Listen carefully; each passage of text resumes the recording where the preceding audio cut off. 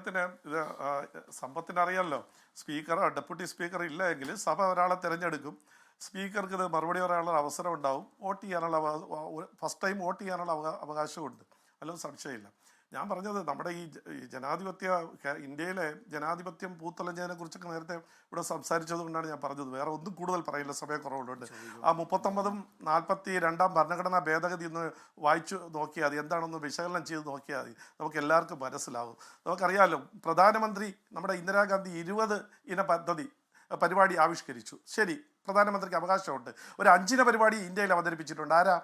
എന്തെങ്കിലും പാർലമെന്ററി സ്ഥാനം വഹിച്ചിട്ടുള്ള ഒരാളാണോ? 25 പരിപാടി. അമ്മ പ്രധാനമന്ത്രി 20 പരിപാടി, മകൻ 5 പരിപാടി.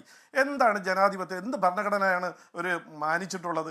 15-നും 80 വയസ്സിനും ഇടയ്ക്കുള്ള മുഴുവൻ ആളുകളെയും, കിട്ടിയ ആളുകളെയൊക്കെ ടാർഗറ്റ് നയിക്കുന്നതിന് വേണ്ടിയിട്ട് കൊണ്ടുപോയി വന്ധീകരണം നടത്തിയ ഒരു നാട് ആണ് ഇപ്പൊ ജനാധിപത്യം പഠിപ്പിക്കാൻ BJP വരുന്നത്. അത് ഇത്രേ ഈ കാര്യത്തെ കുറിച്ച് പറയാനുള്ളൂ. ലോകത്തെവിടെയായാലും ഏത് സമയത്തും 24 വാർത്തകളും ഓഗ്മെന്റഡ് റിയാലിറ്റി പാക്കേജുകളും എക്സ്പ്ലെയിനറുകളും വിശദമായി കാണാൻ ഞങ്ങളുടെ YouTube ചാനൽ നിങ്ങൾക്ക് സബ്സ്ക്രൈബ് ചെയ്യാം.